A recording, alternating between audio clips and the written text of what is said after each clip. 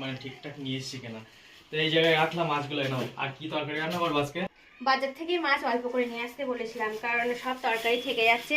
রোজার মাসে কেউ ঠিকঠাক খাচ্ছে না, সব তরকারি থেকে যাচ্ছে। আর তুমি তুমি আজকে তো মাছের পিসগুলো দেখো ঠিকঠাক হ্যাঁ হয়েছে কিনা। ঠিক আছে, আজকে আগের দিন মাছ নিয়ে এসো, একটাও মাছের মানে দাগা ছিল না, কিছু ছিল না। সেই মেদ মাছ নিয়ে এসো, একটু ভালো ছিল না, কিন্তু খেতে ভালো লেগেছিল, কিন্তু মাছের পিস একটা ভালো ছিল না। আজকে এটা গ্লাস কাপ মাছ। আচ্ছা, আর কি কি কি তরকারি আছে? কি কি আর করবো রান্না তরকারি? করব, শাক রান্না করব, লাল শাক মাঠে থেকে নিয়ে এসে মা। আর বাড়িতে কচু ছিল, কচু দিয়ে মাছ দিয়ে রান্না করব। আর লাল শাক রান্না করব। মাছগুলো আমি ধুয়ে নিয়ে আসি পরিষ্কার করে। আর মাকে বললাম কচু আর শাকটা ধারে কেটে দিতে, মশলা টশলা যা আসবে কেটে দিই, আর আমি এগুলো মাছটা ধুয়ে নিয়ে আসি ভালো করে। মাছগুলো কলপাট থেকেই ধুয়ে নিই, ভিতরে বেসিনে ধুলে ভীষণ মাছের আষ্টে গন্ধ লাগে, ওই জন্য কলপাড়ে চলে আসলাম, এখান থেকে ধুয়ে নেবো মাছগুলো।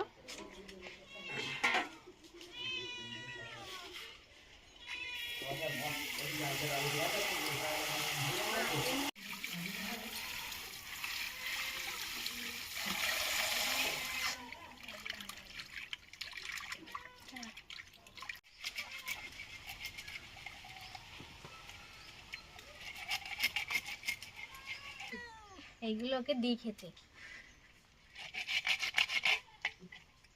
ধুয়ে নিয়ে এসেছি, এখানে শাক কাটা হয়ে গেছে, এখানে ওই শাকটাও ধুয়ে নিয়ে এসেছি। আর কচু কাটতে গিয়ে মা দেখে একটুখানি খারাপ বেরিয়েছে, তাই অল্প হয়ে গেছে, এতে আর একটা আলু দিয়ে মাছ দিয়ে একটা ছোট করে তরকারি করে নেবো। এটা স্নান করে চলে এসেছি রান্না বান্নার কাজে। তো শাক রান্না হয়ে গেছে আমার, আর এই মাছ ভাজা করে নিয়েছি। আর কচু রান্না করবো বলে তার জন্য মশলা এখানে কষানো হচ্ছে।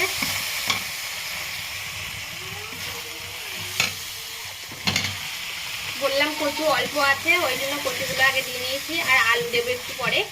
কচুগুলো একটু ভালো করে কষিয়ে নিয়ে তারপর আলু দেবো একটা এতে। এবার মাছগুলো তরকারির মধ্যে দিয়ে দিচ্ছি ঝোলের মধ্যে।